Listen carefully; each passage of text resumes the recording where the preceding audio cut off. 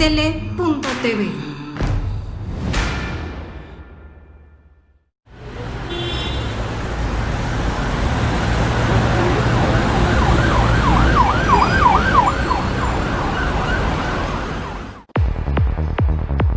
Si yo fuera servidor público. Un programa de análisis, participación e información ciudadana.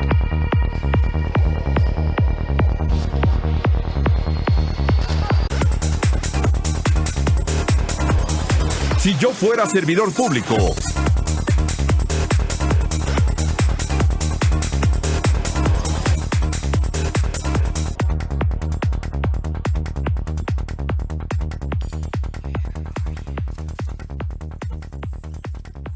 Amigos, es un gusto que nos esté acompañando aquí en Si Yo Fuera Servidor Público a través de la pantalla de Diastele TV. Muy contentos de estar con ustedes. Hoy es el último programa del año y bueno, vamos a cerrar a tambor batiente porque bueno, a pesar de que algunos pensarían que pues vamos a hablar de temas más relajados, bueno, eso quisiéramos, pero pues ya ven cómo es la cuarta transformación que nos trae moviditos.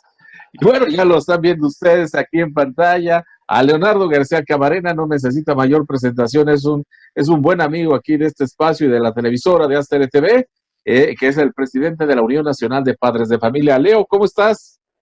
Miguel, buenas tardes, un gusto saludarte.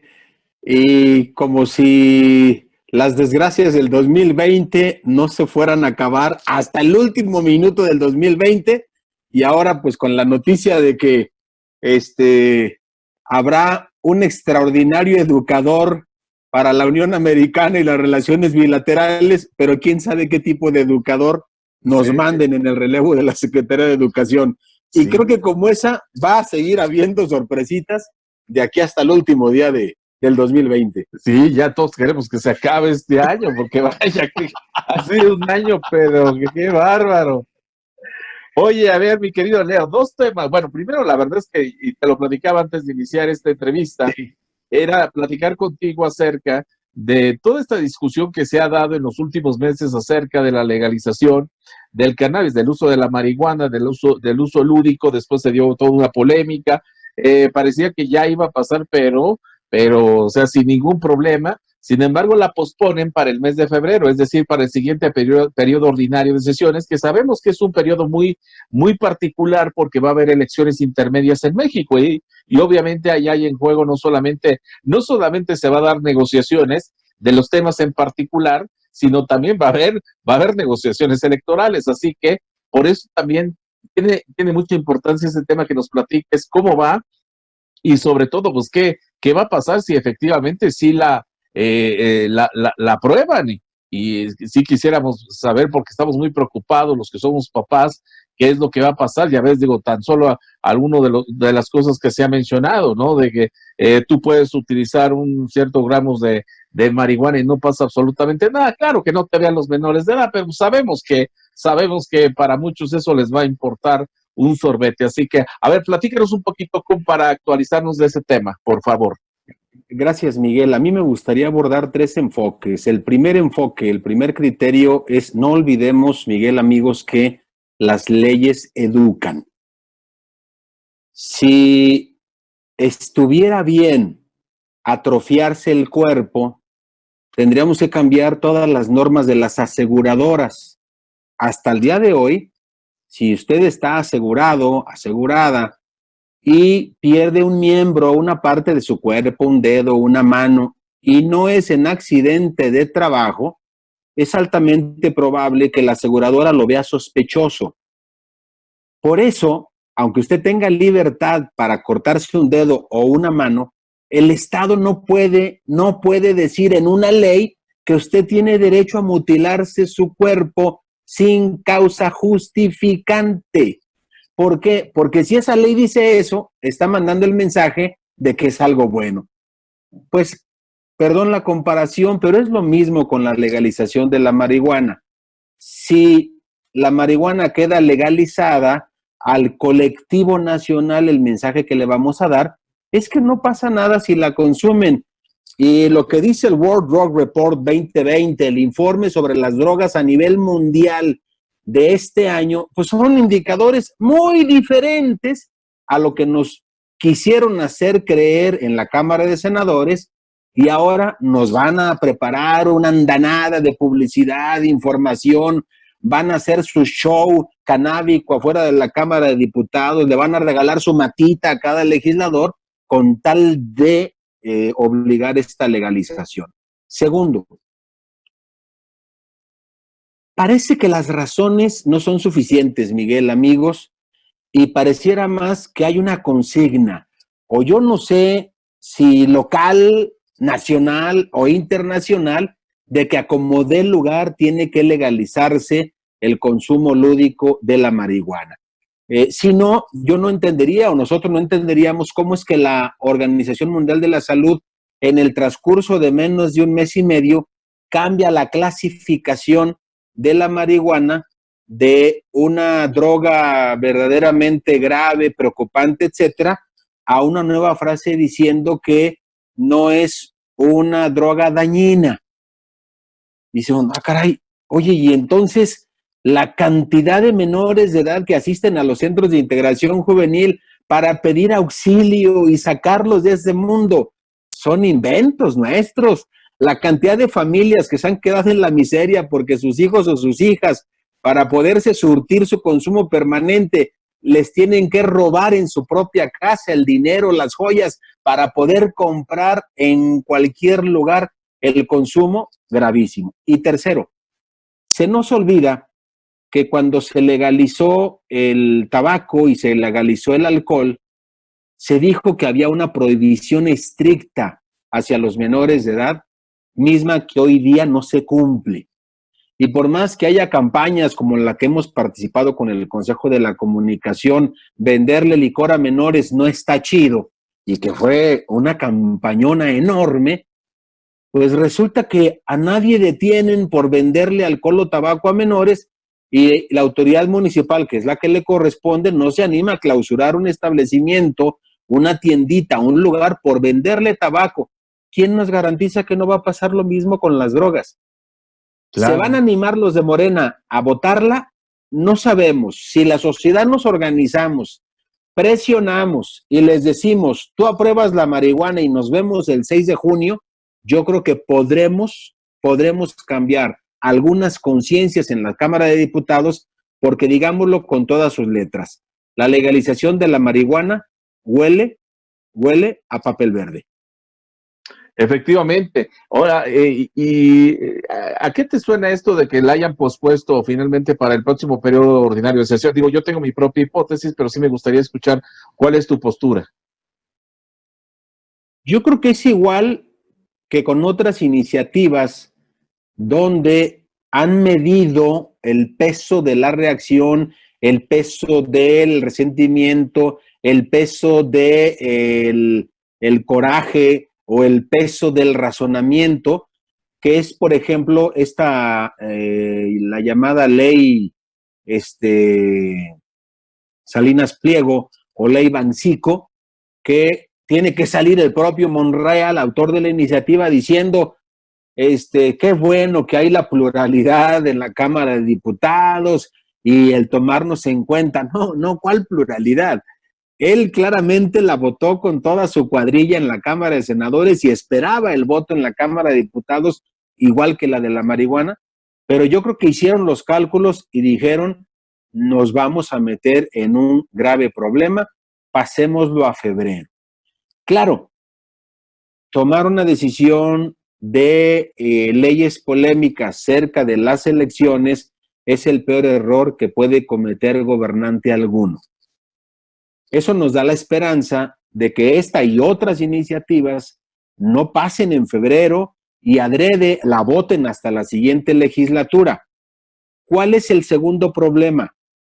Que a lo mejor no se sienten seguros de ganar la mayoría absoluta en la próxima contienda y les urge sacar las grandes reformas de la 4T con esta que tienen mayoría casi calificada, tienen mayoría absoluta, y no tener que sufrir la angustia de, ¿sabes qué? Pues es que hicimos cuentas y no ganamos todas las diputaciones que creímos que íbamos a ganar, y con la cláusula de gobernabilidad, no me acuerdo si era del 8%, no la libramos, así es que mejor lo que tengamos que votar, saquémoslo en este periodo o en el primer periodo del próximo año, que todavía le corresponde a una legislatura de mayoría morenista.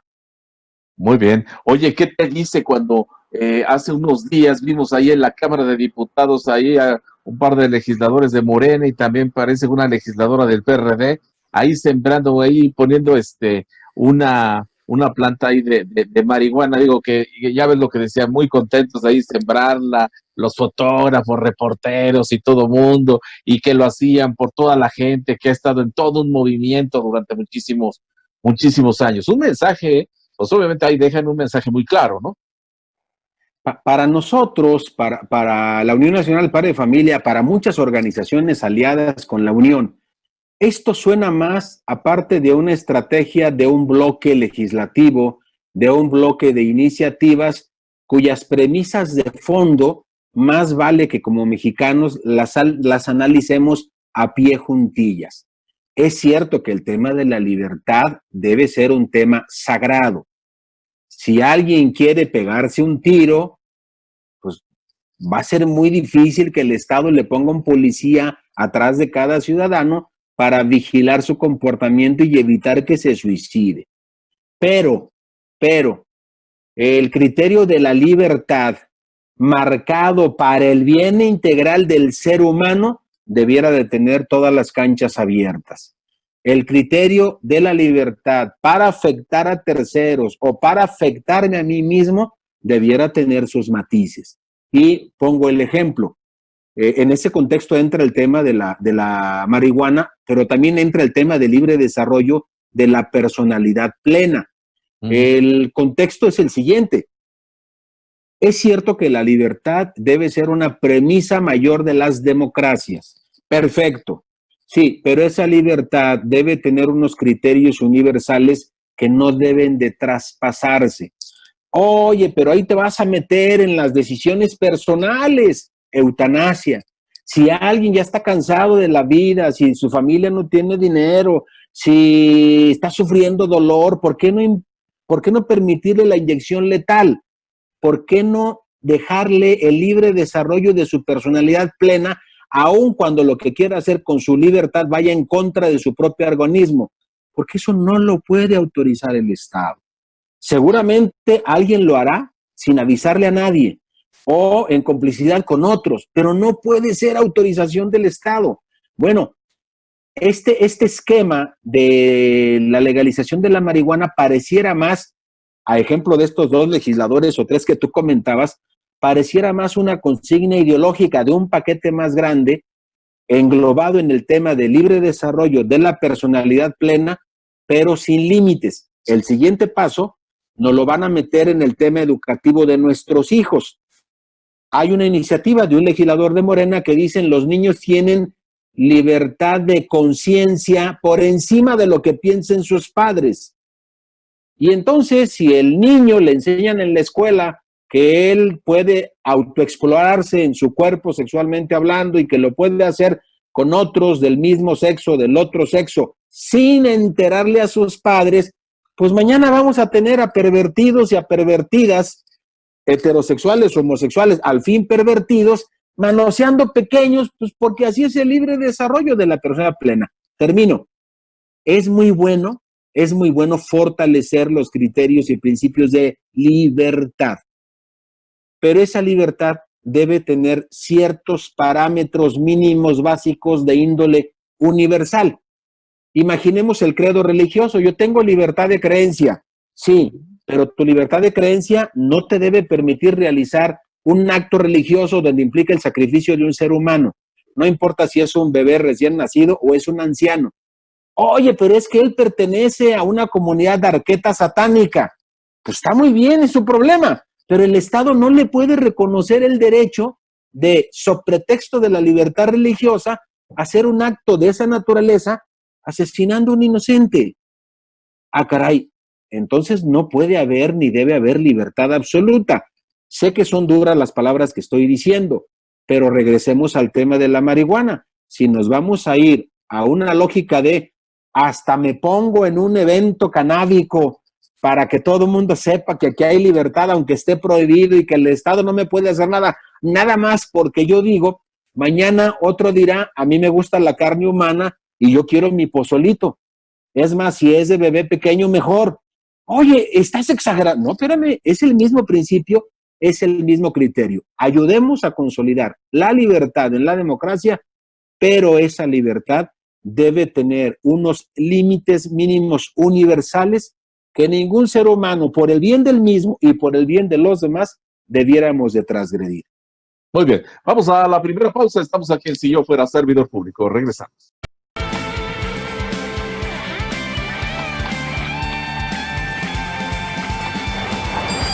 Aztele.tv.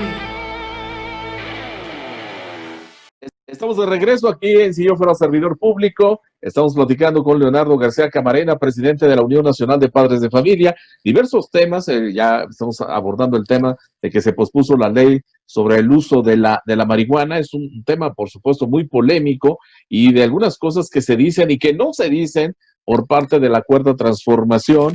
Y pues obviamente que eso nosotros como papás pues tenemos que estar atentos a ese tema de lo que, sobre todo de lo que no se dice o lo que se dice entre líneas, Leonardo, porque hay muchas cosas que se dicen entre líneas. Efectivamente, hay muchas cosas que se dicen entre líneas y en el tema de la legalización de la marihuana para consumo lúdico, pareciera ser que lo que nos están diciendo entre líneas es la medida más neoliberal que puede existir en el planeta.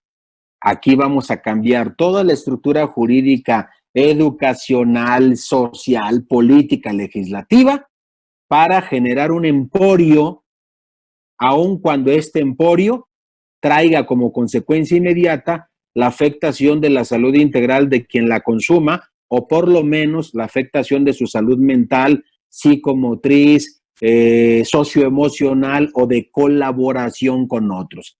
El mensaje en entre líneas, a pesar de los indicadores, por ejemplo, que el 45% de los usuarios en los centros integrales de la juventud por consumo de cannabis, ¿sí? Perdón, que el 45.5% de los usuarios de los centros integrales, estos centros de rehabilitación, es por cannabis.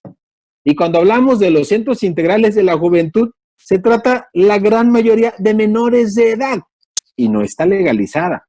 Oye, a pesar de ese dato, ¿qué te están diciendo entre líneas? Pues lo que está en juego es un manejo económico brutal. Nos dicen, no, es que una vez legalizado, se acabarán los problemas de seguridad, del crimen organizado. No. La mera verdad es que la información que tenemos de Canadá, de Uruguay, de el Distrito de Columbia, de las Islas Marianas del Norte, de otras entidades, es muy diferente. La gente, para empezar, la gente comprará donde sea más barato. ¿Y dónde la van a vender más barata? Pues con el narcomenudista que no está dado de alta con ninguna institución. Segundo, quien consume sin consentimiento no irá a un lugar público a comprarlo. Pues por eso lo hace, pues porque no tiene permiso ni de sus papás, ni de su edad, ni de nadie, y va y lo compra en la clandestinidad. Y finalmente, el crimen organizado estará peleándose los centros de venta y por lo tanto, la guerra que antes era por quién distribuye más o gana un territorio para la distribución de la marihuana, hoy la guerra será por quién es el que padrotea, quién es el que regentea, quién es el que apadrina estos centros reconocidos por el Estado. Por donde se le quiera ver, el mensaje que nos da el gobierno federal, entre líneas, es que se trata de un meganegocio enorme internacional donde las grandes marcas transnacionales se van a llevar las ganancias y a nosotros nos van a dejar los enfermos, pero sin presupuesto para hospitales. No tenemos ni para los niños con cáncer, que es más grave. No tenemos ni siquiera para los respiradores y las cámaras por los enfermos de COVID que se nos están muriendo como mosca. Mucho menos van a tener para estos muchachitos. Y dos, y me preocupa más el segundo, pareciera una medida ingenua inocentona o perversa, según desde donde se quiera ver, para tener una sociedad fuera de la realidad. Una sociedad perdida, una sociedad dilatada, una sociedad inconsciente, una sociedad que es incapaz de analizar la realidad para la toma de decisiones. Y si esa sociedad la circunscribimos al segmento más grande en cuanto a volumen, pero más pequeño en cuanto a rango de edad, entonces la medida sí se puede calificar de perversa. Ojalá y logremos con suficiente creatividad quienes vemos en el consumo de la marihuana más un problema que una solución, ayudemos a presionar a los legisladores de todos los colores el próximo mes de febrero para decirle, oye, en lugar de estar preocupándote por estas medidas que supuestamente ayudan al libre desarrollo de la personalidad plena, ayúdanos a evitar este tipo de mentalidad de derrota, de fracaso, de pobreza mental que lleva al consumidor a perderse de la realidad para que con una serie de medidas preventivas, con una serie de mecanismos de integración de la familia y de formación de la sociedad, saquemos al país adelante y no lo convirtamos como en otros temas, pues en una especie ahí como del basurero trasero para dejar a cuanto adicto caiga en las garras de las adicciones y con unas ganancias verdaderamente escandalosas, verdaderamente ofensivas ante tanta pobreza a nivel mundial para estas grandes transnacionales, Miguel. Leonardo, sabemos de que esta cuarta transformación ha hecho oídos sordos con muchas organizaciones de la sociedad civil organizada, como el caso de ustedes, con este y con muchos otros temas. Sin embargo, con todo y eso de que se cierran a escuchar a la sociedad, ustedes, ¿qué es lo que tienen pensado hacer de manera particular en este tema precisamente para hacerse oír? Tenemos dos estrategias previstas. Una campaña de firmas, la última que hicimos con el tema de la marihuana fue muy exitosa, era otra legislatura, eran otros los personajes, pero fue muy, muy exitosa. Una campaña de firmas electrónica para generar conciencia, base social, pero también incidir en la decisión de los legisladores. Y si continuara la terquedad, la cerrazón, el obnubilamiento, el no querer entender, como lo dice el informe mundial del reporte del 2020, que prevé que el consumo aumentará un 50% en cuanto se legalice, y más en menores de edad.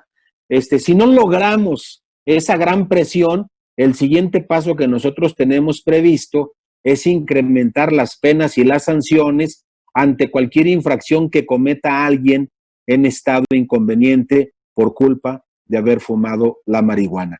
No importa si es un taxista, un chofer del transporte público o un chofer del transporte laboral, peor aún si se trata de un piloto, si se trata de un maestro, de un cirujano, que bajo el pretexto de que ya es legal, yo sabré mientras no lo consume en público, ¿sí? La ley no dice prohibido que usted se ponga a operar si la ha consumido 2 horas antes.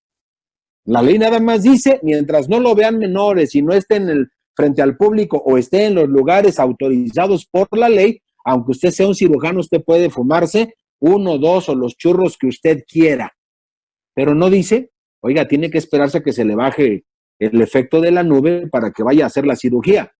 Entonces tendremos que hablar con las aseguradoras, tendremos que hablar con las víctimas, tendremos que hablar con las otras comisiones para decirle, oye, en la ley de movilidad, ¿te acuerdas que hay una gravísima sanción contra aquel que provoque, bueno, aunque no provoque, aquel que se lo cachen manejando ebrio? Bueno, pues te pido el triple de sanción contra aquel que te lo caches manejando drogado.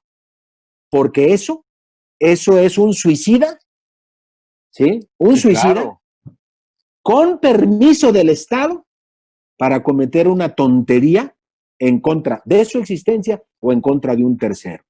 No les gusta a los grandes promotores, nos tachan de personas de no sé qué época cucarachas religiosas.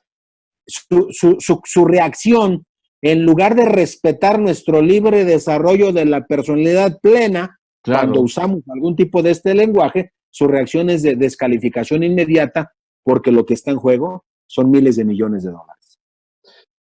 Muy bien, Leonardo, sí, junto con pegado con este tema que acabamos de platicar acerca de la marihuana, yo me iría a otro tema que no lo agendamos previamente, pero pues lo tienes bien dominado, es acerca de las clases virtuales. ¿Cómo evalúas ya casi finalizando el año estas clases virtuales que pues surgen precisamente por la pandemia? Con este aprende en casa 1, aprende en casa 2, aprende en casa, ya todos los números, en donde sobre todo la educación de que sale en la televisión principalmente, hay que decirlo así, va enfocada a los estudiantes de escuelas públicas y de escuelas privadas. Bueno, pues afortunadamente con la tecnología, a través del Zoom o con alguna otra plataforma, pues están en sus casas estudiando. ¿Cómo evalúas todo esto? Porque, bueno, hemos tenido, yo creo que buenas experiencias, me parece que ha habido buenas experiencias en cuanto al uso de la tecnología, creo que eso es positivo, pero creo que hay otras que han sido garrafales por parte de Secretaría de Educación Pública.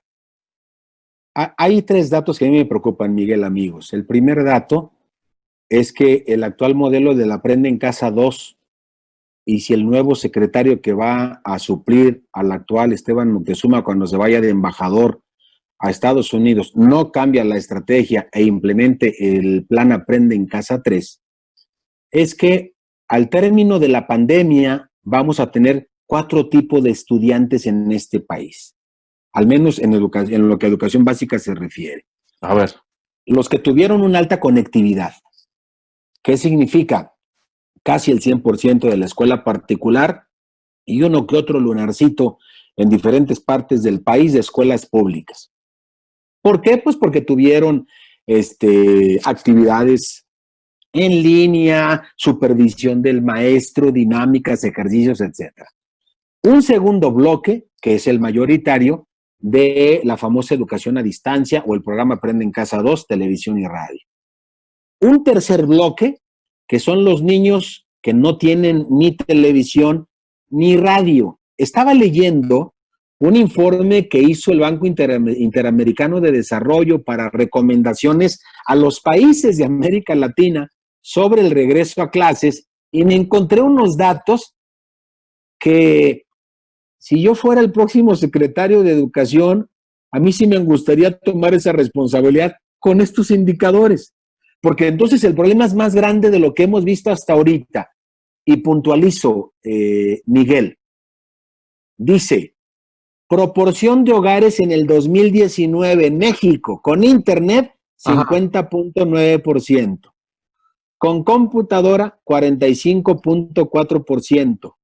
Con telefonía móvil, 89.7%. Sí. Con radio, 56.2%. Y con televisión, 92.9%. Y dice el CONALITEG, yo cumplí la distribución de los libros antes del 24 de agosto en un 97%. Lo que no nos dice es, ¿a quién se los dejaste? Claro. ¿A los estados? ¿A los municipios? ¿O a las escuelas? Porque no creo que los hayas entregado a los alumnos, porque las escuelas están cerradas. Luego entonces hay un tercer bloque de niños, ya dijimos alta conectividad, televisión y radio, libro oficial, libro de texto gratuito y único del Estado, de los que pudieron bajarlo por internet o se atrevieron a ir a preguntar a la escuela y recogieron sus libros. Pero hay un cuarto bloque, Miguel, amigos, que a mí me preocupa mucho, porque desde el 20 de abril, hoy es ya que no sabemos nada de ellos. Y son un 20% de maestros que declararon formalmente no encontraron a ninguno de sus alumnos ni a ninguno de los padres de familia, o sea, 5,5 millones. Yo creo que eso nos debe decir hay un serio problema con el programa virtual. Y 2 datos más. Nos acaba de llegar en este mismo mes de diciembre, a fines de noviembre, la prueba Planea, los resultados. Fallan en matemáticas, la prueba planea el 47 punto y fracción de los jóvenes mexicanos de secundaria. Oye, ¿y cuándo se aplicó? Pues cuando había clases. Uy, entonces no sabemos de qué tamaño va a ser la afectación durante la pandemia. Hoy todavía no. Y el último dato. La pandemia amenaza el desarrollo infantil, prevén problemas de lenguaje y problemas de atención. Yo creo que algo tendremos que hacer, si no se puede, regresando de vacaciones, en el ínter de que termine esta etapa de la pandemia, porque lo que no puede pasar es que regresando de la pandemia, regresemos con el mismo sistema educativo, regresemos con la misma metodología educativa, regresemos con el mismo tipo de formación de los maestros y regresemos con las mismas metas de formación de los alumnos, porque eso dejó en clara la pandemia, que eso no está funcionando y por ende, si no queremos tener un atraso o un retraso o una recesión educativa o una detención del avance educativo de 1, 5 o hasta 10 años, tendremos que hacerle entender al nuevo titular de la Secretaría de Educación que tendremos que cambiar las reglas del juego, Miguel, porque lo que está en juego es algo trascendente, se trata de nuestros hijos. Por supuesto. Vamos a la siguiente pausa. Estamos aquí en Si Yo Fuera Servidor Público. Regresamos.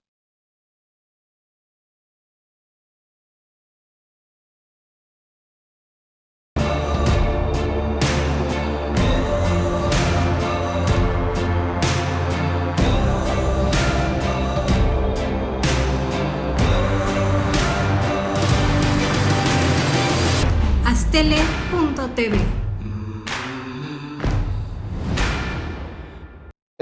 Estamos de regreso aquí en Si Yo Fuera Servidor Público a través de la pantalla de Aztele TV, platicando con Leonardo García Camarena, presidente de la Unión Nacional de Padres de Familia. Y es que este asunto de las clases virtuales, pues también hay voces que no están muy conformes por muchos aspectos que ya se han platicado aquí en este espacio. Fíjate que Leo, también yo he escuchado, creo que ya te escuché, dar una declaración, me pareció muy interesante. Hablabas del regreso, que ya se tendría que hablar del regreso a clases. Y lo pregunto porque, bueno, también ha habido voces, por ejemplo, sobre todo el dueño de Televisión Azteca, Salinas Pliego, lo ha mencionado inclusive también tu gobernador, Alfaro. Alfaro ha mencionado un sistema, me parecería que es como mixto, ¿no? Lo que sea algunas entre clase presencial y también clases virtuales. Lo tiene programado, tengo entendido, para el 25 de enero, dependiendo cómo estén las condiciones, obviamente, epidemiológicas. Todo va a depender de eso. Sin embargo, sí me gustaría que nos platicaras un poquito más, porque sí, efectivamente, hay ya muchas voces que hablan ya, pues, de que ya quieren regresar. Hay otras que dicen, no, espérate, hasta que no esté la vacuna. Y luego nos enteramos de que ya hay un plan de vacunación, sin vacuna, por cierto, en el cual los niños van hasta el final. Entonces, yo te preguntaría, ante todo este contexto, todo este panorama, ¿cuál es su postura de ustedes?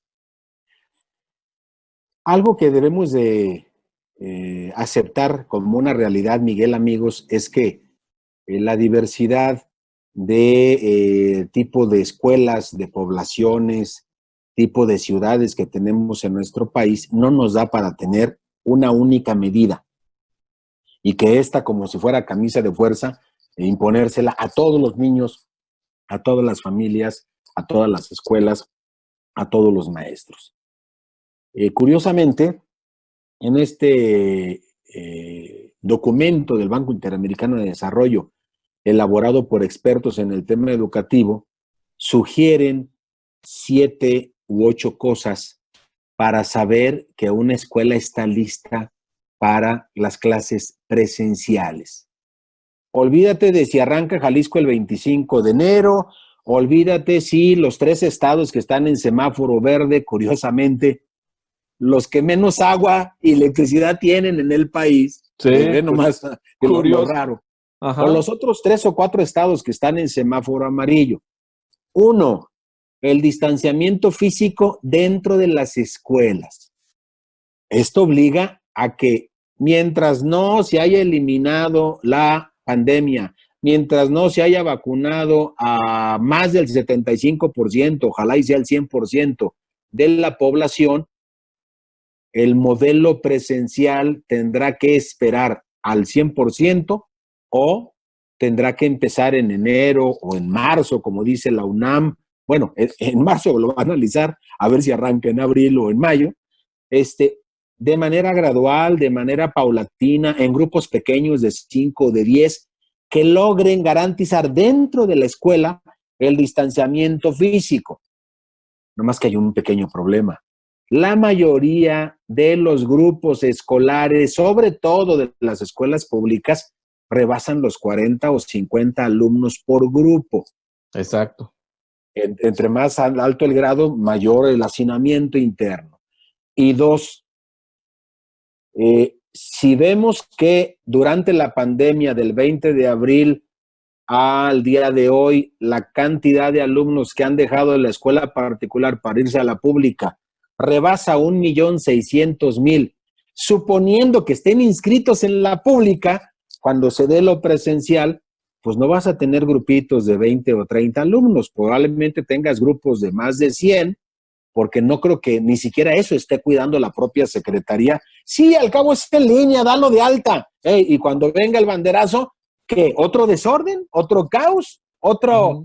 Ay, es que no lo previmos. Híjole, otra vez, no son tuercas, son seres humanos. Bueno, primero. Dos, la disponibilidad de espacios alternativos dentro de las escuelas. Claro.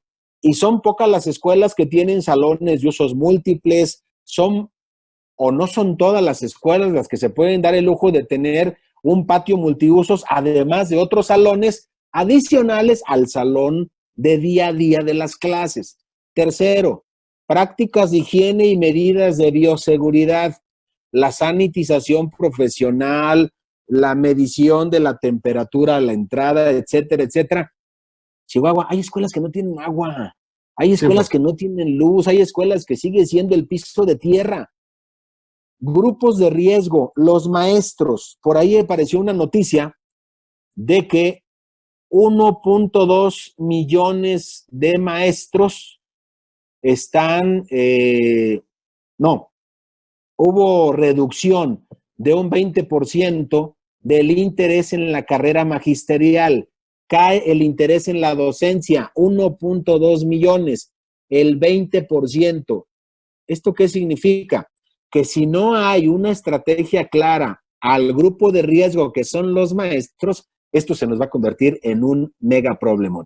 Y finalmente están los recursos tecnológicos de los hogares, los recursos tecnológicos de las escuelas, las competencias tecnológicas de los docentes. Bueno, si ponemos este filtro escuela por escuela, nos vamos a llevar un chasco verdaderamente enorme. Y es lo que expertos internacionales dicen. ¿Quieres garantizar o por lo menos quieres aminorar el número de niños, padres de familia y maestros infectados por la pandemia antes de que empieces clases semipresenciales, mixtas, híbridas o como le quieras llamar? Cuida por favor estos 7 indicadores, porque si no, la escuela se va a convertir en otro foco de infección más. Híjole, pues está de pensarse lo que estás comentando, porque pues, digo, finalmente son seres humanos y hay que cuidar a los pequeños. Y alguien dirá, pero es que los niños no tienen afectación. No, sí tienen afectación. Quizás sean más candidatos a modelos asintomáticos, como son los jóvenes. Uh-huh. Y eso es más peligroso, porque al niño se le va a hacer fácil saludarle a su papá, saludarle a su abuelita, saludarle al tío que está con todas las medidas no saliendo, y en la primera visita, en la primera reunioncita familiar, en el primer saludito, ya le dejó el veneno en el organismo, y como nos sobran hospitales, y como nos sobran camas, y como nos sobran pruebas, y como nos sobran medicinas, pues ahí vamos a tener al abuelito, como ya empezamos a ver noticias del día de ayer y el día de hoy en la Ciudad de México, al abuelito con sus familiares tocando en un hospital y tocando en otro, y ya en el tercero, pues ya no alcanzó a llegar. es un asunto muy, muy delicado. Nosotros como Unión lo dijimos en aquella encuesta que tú ahorita hacías referencia, Miguel, muy bien, en aquella encuesta de más de 8,800 papás. Queremos garantía de que nuestros hijos y quien lo lleve y traiga a la escuela no se enferme de COVID y que no haya un rebrote dentro de las instalaciones. Mientras no haya esa garantía, aunque nos obligue el Estado, no vamos a llevar a nuestros niños a las escuelas. Claro, esa opinión fue en agosto. Ya después de 2, 4, 6 meses dicen, ya, calla, aunque sea 1 hora a la semana, una dinámica, 2 horas, y regresamos otra vez al planteamiento. Tendremos que ponernos de acuerdo, no solo la autoridad atrás del escritorio, Miguel, amigos, empresarios, maestros, padres de familia, medios de comunicación, para que juntos definamos la estrategia, el programa, el arribo y la manera de aterrizar. Porque si lo sigue haciendo la Secretaría como hasta ahora, con su grupo de expertos, sin tomar en cuenta la opinión de la sociedad, pues nos van a seguir provocando consecuencias como las que tenemos hoy, o seguirá habiendo renuncias de titulares, aunque los inviten de embajadores o no los inviten de embajadores. Exactamente. Oye, y también otro punto para mí importante, el asunto de la polarización por parte del gobierno de la 4T, que no ayuda para nada. Digo, necesitamos juntar a muchos sectores, pero este gobierno está empeñado en polarizar. Eso me lleva, Miguel, a decirle a cuanto padre de familia se nos cruza por enfrente o joven, a ver, ¿quieres platicar del tema educativo? No me hagas caso al rollo, checa los indicadores. Y contra estos indicadores, ayúdanos a que los nuevos legisladores federales el próximo 6 de junio sean personas más conscientes, más independientes, más autónomas, menos agachonas, menos subordinadas al Ejecutivo, para que tomen decisiones pensando en México, pensando en los niños mexicanos, pensando en la educación de los mexicanos y no en quién me la debe, quién me la paga, a quién me descuento, a quién me bajo, a quién persigo o a quién le cierro la posibilidad de opinar de manera diferente a como yo lo hago como Estado, como poder casi absoluto en la República Mexicana. Así es que el planteamiento que tú dices es muy cierto, no ayuda al hacer razón, no ayuda el criterio político. Y ojo, hay muchos factores donde si se mezcla la política hay desgracia, pero hay 2, bueno, hoy hay 3, donde las consecuencias son verdaderamente desastrosas cuando primero es el criterio político en lugar del criterio educativo, en lugar del criterio de salud o en lugar del criterio de la economía. Y lo que está haciendo hoy este gobierno es subordinar la educación, la salud y la economía a criterios de otra naturaleza, casi siempre de índole político. Muy bien. Y ya entrando en el último tema que también nos trae en esta plática, Leonardo, pues es el cambio, el anuncio que hace en la mañana el presidente López Obrador en cuanto a que Esteban Moctezuma Barragán lo va a proponer para que lo ratifique el Senado de la República como embajador de México en Estados Unidos y obviamente automáticamente queda vacante la titularidad en Secretaría de Educación Pública. Así que ya se han empezado a escuchar muchos nombres, perfiles, o sea, ¿quién podría llegar un idioma o alguien realmente cercano a la cuarta transformación, algún técnico, no sé? O sea, ha habido muchos nombres que están manejados. Se ha manejado inclusive el regreso a México de Juan Ramón también de la Fuente, ¿no? Pues yo creo que el manejo que se le dio en la mañanera a esta medida de la salida del titular de Educación para ser propuesto como embajador ante la Unión Americana, ahora con el relevo, ya con la ratificación del nuevo presidente triunfador, Biden, en Estados Unidos, a mí me parece que es un manejo inadecuado por 3 razones. Sí. Sacan de la dependencia federal a un profesional de las relaciones públicas, del trabajo conjunto, del esfuerzo por mejorar, un moderado con mucha mano izquierda. 2, dejar esa misma dependencia algunas horas. Esperemos que no sean Miguel Amigos Díaz mucho menos semanas, sin un titular, están dando la idea de que esa dependencia trabaja por inercia, o lo que es peor, que no hay prisa por definir un sucesor. Y tercero, que los golpes bajo la mesa para definir a ese sucesor, pues van a estar al orden del día. Tú dices Ramón de la Fuente, otros dicen Gibran Ramírez, otros dicen el senador Rocha, otros dicen pues que Concheiro, para que la hermana marxista se encargue de la economía y el hermano marxista se encargue de la educación, y ahora sí, feliz Fidel, feliz Chávez y feliz toda esta ola de dictadores incompetentes para sacar adelante a sus pueblos, pero expertos para generar pobres por todos los rincones de sus naciones correspondientes. Bueno, ¿qué pasa con lo que nosotros esperaríamos, Miguel? Bueno, nosotros lo fraseamos de la siguiente manera: a ver, el que se vaya a apuntar o al que vayan a promover o el que vaya a designar al presidente se va a enfrentar con darle continuidad al centralismo presupuestal de contenidos, de estrategias y toma de decisiones, o a darle apertura y descentralización al manejo presupuestal, al pluralismo de contenidos, a la diversidad de estrategias y a la toma de decisiones, como ya lo decías tú, Miguel, consensados con la sociedad. A darle celeridad a la ideologización de los contenidos con un intencionado adoctrinamiento contrario a los principios, valores y convicciones de la mayoría del pueblo mexicano, o a darle apertura a la generación y difusión de contenidos estatales, municipales y, ¿por qué no?, hasta por escuela, que transmitan y consoliden los valores universales de nuestro pueblo. A darle continuidad a unos indicadores inerciales de reprobación, de promedio bajo en matemáticas, en el lenguaje, en ciencias, o apostarse con un nuevo modelo que incremente las capacidades de nuestros estudiantes para estar a la altura de sus proyectos personales de vida. A continuar con la generación de las 140 universidades públicas del bienestar sin reboes, sin requisitos curriculares, sin compromisos de mejora, o a brindarle a las nuevas generaciones oportunidades de libertad para que elijan no solo la carrera de su preferencia, sino dónde estudiarla.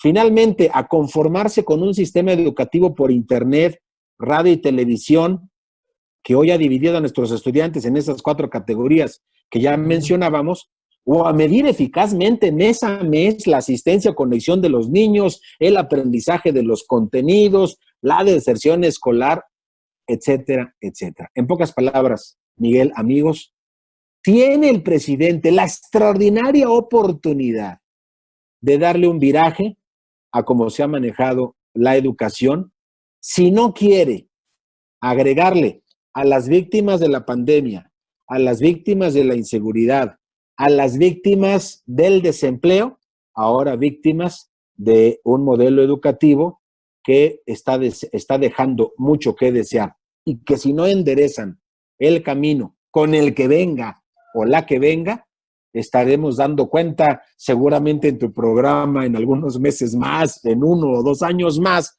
si Dios nos presta vida, o si la pandemia nos da chance de avanzar y Dios nos presta vida, pues unos indicadores que nos van a llevar a decir, ¿y por qué no cambiamos el rumbo de la política mexicana cuando hubo una chance en la elección intermedia del 6 de junio del 2021, Miguel?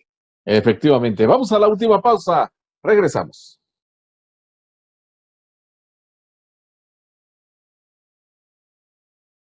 Bien, estamos de regreso en la última parte de Si Yo Fuera Servidor Público. Estamos platicando con Leonardo García Camarena, presidente de la Unión Nacional de Padres de Familia, ya hablando un poco del perfil y de lo que esperamos del próximo secretario de Educación Pública, de lo que debería de quitar, de lo bueno que debería de poner, porque pues de verdad está esto hecho un camote. Fíjate que recordaba el congreso precisamente que ustedes organizaron de manera virtual, uno de sus expertos, de los panelistas de apellido Naranjo, muy bueno, por cierto, que estuvo en el INE mucho tiempo.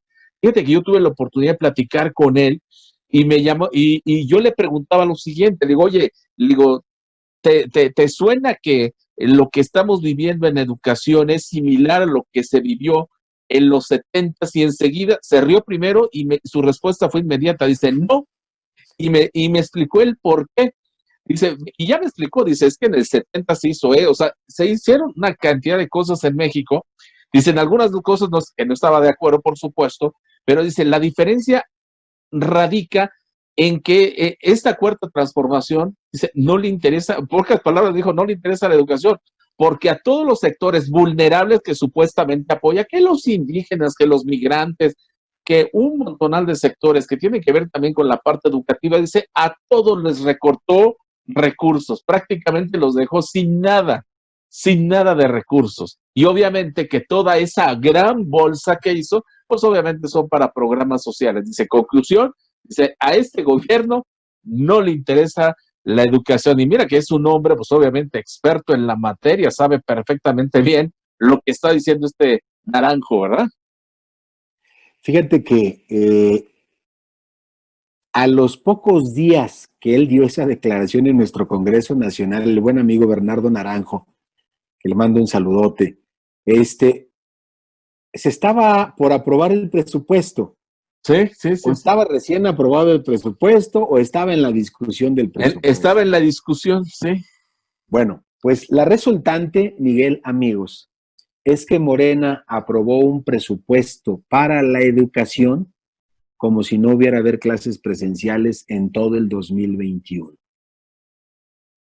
Peor aún, a instituciones autónomas del propio sector educativo que ya tenían ahorrados no sé cuántos millones de pesos, de repente se los desaparecieron y les dejaron una 10ª parte de su recurso. Y entonces la conclusión a la que uno llega junto con Bernardo Naranjo es, bueno, ¿cuál es la intención? ¿De qué se trata? ¿Se habrá dado cuenta el secretario Esteban Moctezuma que con el raquítico presupuesto que aprobaron no podía modificar absolutamente nada, a menos que abriera la caja del sistema educativo, le quitara lo rancio a este sistema que se antoja más totalitario por considerarse único, por considerarse exclusivo y por no abrirle la puerta absolutamente a nadie? Los presupuestos voy a hacer aquí, voy a estar de florero. Prefiero mejor en un área que va a implicar mayor competencia mía, me va a implicar un mayor dinamismo, voy a poder decirle al presidente lo que hoy no le puedo decir porque a lo mejor me corre, pero le echo la culpa a los gringos diciéndole, oiga, pues es que si usted no endereza tal y tal cosa, aquellos no nos van a dejar avanzar en el TEMEC, ¿eh? Y si usted no modifica la ley que acaba de aprobar de seguridad, pues Biden va a apretar el tema de la persecución del narco en México, etcétera, etcétera. Dicho de otra manera, Miguel, lo que Bernardo nos dijo no era una profecía, simplemente era una lectura fiel, franca, derecha, valiente, de los indicadores de los últimos 3, 4 años, uno de ellos, el del presupuesto, para decir, no le entiendo a este gobierno, porque dice que quiere ayudar a estos sectores más necesitados, más vulnerables, y cuanta medida viene tomando en diferentes rubros, incluido lamentablemente el de la salud, el de la economía y ahora el de la educación, a los primeros que les está afectando es a la gente que menos puede, que menos tiene, que menos sabe. Y creo que eso se puede convertir en abrir más la brecha de diferencia entre el que tiene poco, el que no tiene nada, el que tiene más o menos al que tiene mucho, y eso, pues eso también provoca, por un lado, dolor y por otro el riesgo de un resentimiento social que sin funcionar las instituciones, sin funcionar el Estado de Derecho, sin funcionar la persecución del delito, esto puede hacer un caldo de cultivo para un levantamiento social, para el tema de la violencia, para el tema de la inseguridad, para el tema de una descomposición del Estado mexicano.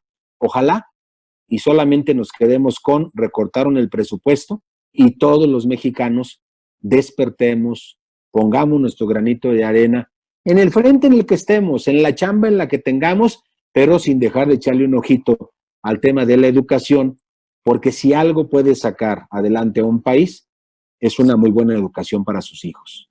Por supuesto. Leonardo, nos quedan 8 minutos de programa y en este tiempo sí me gustaría que nos platicaras qué viene para la Unión Nacional de Padres de Familia el próximo año. Sabemos que es un año electoral, elecciones intermedias, ya lo dijiste tú, se juegan muchas cosas y es importantísimo para todo el país. Seguimos en pandemia, yo lo decía yo hace rato en el anterior bloque que estábamos platicando, hay un plan de vacunación sin vacunas, por cierto, pero me imagino que ustedes ya tienen, pues independientemente de todo eso y muchas cosas más, ustedes ya tienen ciertos planes que me gustaría que nos compartieras algunas cosas. Te agradezco mucho la pregunta porque nos pone en una perspectiva del trabajo que venimos desarrollando para el 2021.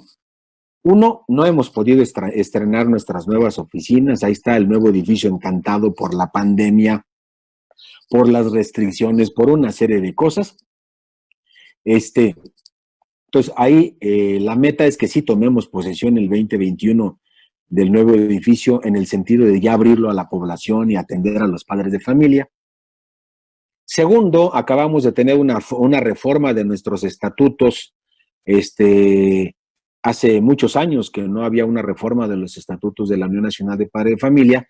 Acabamos de tener asamblea el 10 de octubre. Se reformaron los estatutos para abrir la Unión Nacional de Padres de Familia a cualquier padre de familia de cualquier rincón del país, con que abrace los principios y valores de la Unión. En ese momento ya es miembro de la Unión Nacional de Padres de Familia y pondremos una serie de herramientas y plataformas para trabajar con los padres de familia. Tercero,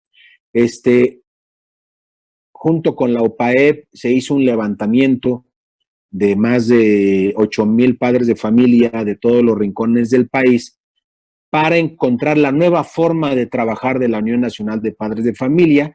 Ya hicimos un primer saque con los comités de la Unión en todo el país. Están ahorita trabajando, nos volveremos a ver en enero, pero seguramente entre enero, febrero, más tardar, primera semana de marzo, estaremos en condiciones de cuál va a ser la nueva forma de trabajar de la Unión, en qué temas nos vamos a transformar con mayor inversión de tiempo, de espacio, de recursos, etcétera, porque eso es lo que nos ha demandado la encuesta.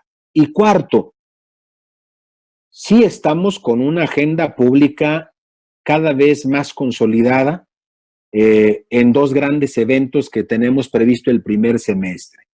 El primer evento es el 25 de febrero. Queremos tener un gran encuentro nacional de escuelas particulares que nos arrojen dos grandes conclusiones. La primera, la constitución del Frente Nacional de Escuelas Particulares de todos los colores y sabores para que se convierta en un ariete, en un mecanismo de defensa, de propuesta, pero también de presión ante un gobierno que piensa que no es importante la escuela particular y cuando eso hace, atenta contra el derecho a la educación, que tiene dos ramas. La rama del espacio, donde estudiar, pero también la rama de la libertad de enseñanza, de la pluralidad, de la democracia. Y cada vez que se cierra una escuela particular, por el motivo que sea, es como provocarle un atentado al derecho a la educación vía la rama de la libertad de enseñanza, vía la rama de la libertad de educación. Entonces, este evento lo tendremos el 29 de febrero, primero Dios. Y en la mesa de educación de Misión Rescate México, donde también somos parte, tenemos previsto un evento, el 25 de febrero es el evento educativo de todas las canchas educativas, privadas, públicas, etcétera. Y el 18 de marzo sería el Encuentro Nacional de Escuelas Particulares. 25 de febrero, el tema de educación desde la óptica de Misión Rescate México y 18 de marzo, Encuentro Nacional de Escuelas Particulares. Yo diría que estos serían las 4 grandes rutas de trabajo del 2021. Por supuesto, pues queremos seguir creciendo, fundando más comités, afiliando a más papás, dando más conferencias, teniendo más programas como contigo ahorita para que ustedes nos sigan invitando y otros más, pero lo que estaría variando serían estas 4 rutas que creo nos van a permitir una consolidación de la Unión Nacional de Padres de Familia como una organización centenaria modernizada al servicio de los padres de familia y al servicio de su deber y derecho de educar a sus hijos conforme a sus principios, valores y convicciones, Miguel. Muy bien, estos últimos ya 2 minutitos que nos quedan, 2 minutos y medio, ¿qué ha representado para ti, Leonardo, estar al frente de esta institución en un momento, pues yo creo que ha sido de los más difíciles en la historia de nuestro país, un cambio no solamente de partido, sino de régimen, y en el cual se ha cerrado, y bueno, ya está por demás decir qué es lo que ha hecho la Cuarta Transformación? ¿Qué ha representado para ti, pues, estar al frente de esta institución en este momento que está pasando México? Tres elementos. El primero, como creyente, soy de quienes piensan que la divina providencia siempre te prepara para lo que sigue. Y muchas de las cosas de mi vida tienen un significado particular para esta responsabilidad. Fui legislador, miembro de la Comisión de Educación en la Cámara de Diputados Federales, fui presidente de la Comisión de Educación en mi estado, subsecretario de Educación en mi estado. Me ha dado la oportunidad, por otras cosas, de estar en muchos rincones del país, me ha dado la oportunidad de fomentar la participación ciudadana y veo en la Unión, en estos primeros 3 años, en este primer periodo, que los consejeros y los presidentes de comités no quisieron librarme de la obligación y la responsabilidad y me dijeron, otros 3 años, órale, a darle durísimo, me ha permitido poner a disposición de la gran causa de la educación, de la gran causa del derecho de los padres en la educación a través de la Unión Nacional de Padres de Familia. No ha sido un ejercicio fácil porque a pesar de que se ha multiplicado el trabajo, se ha disminuido el ingreso. Entre la bronca de la pandemia, las broncas económicas, las nuevas reglas hacendarias del Estado han provocado pues que se cierren llaves de fundaciones, de instituciones, de empresarios, pero la misma pandemia nos ha brindado la oportunidad vía este tipo de plataformas, como ahorita en tu programa, de llegar a más papás de los que hubiéramos creído posible llegar si lo hubiéramos hecho de manera presencial. Así es que por el lado que lo querramos ver, para mí han sido 3 años extraordinarios de trabajo, de entrega, de esfuerzo, de despertar en los padres de familia este anhelo de medir su labor como papás con un sentido trascendente y de animarse a formarse solos y con otros para mejorar la educación de sus hijos. Y seguramente los siguientes 3 años no van a estar mejores. Entonces vamos a tener que hacer de más creatividad, de más energía, de más realismo con esperanza para que con pies de plomo, con pies en la tierra, pero con mucha ilusión, con mucho anhelo, despertemos a más y más padres de familia en esta gran causa que es la educación de nuestros hijos. Muy bien. Leonardo, te agradecemos mucho tu participación en este programa y por supuesto, si nos lo permites, 2021 también te vamos a tocar varias veces la puerta para pues, que nos saques de dudas de muchos temas en materia educativa para que lo compartas con todo el auditorio de Hasta LTV. Al contrario, Miguel. Y si no podemos arreglar la duda, por lo menos también me sumo contigo a ampliarla y a llevarnos de tarea para investigarla. Y pues si no nos toca comunicarnos a ti y a todo tu público, desearles una feliz Navidad. El tiempo de la pandemia nos da la oportunidad de vivir una Navidad con mayor profundidad y que el próximo año 2021, con todo y la pandemia a cuestas, sea una bendición para sus sueños, sus proyectos y sus oportunidades de desarrollo. Gracias una vez más, Miguel, por la invitación. Gracias, Leonardo, y gracias a todo este gran auditorio que nos acompañó en Si Yo Fuera Servidor Público. Quédese en la programación de Hasta LTV. Nos vemos.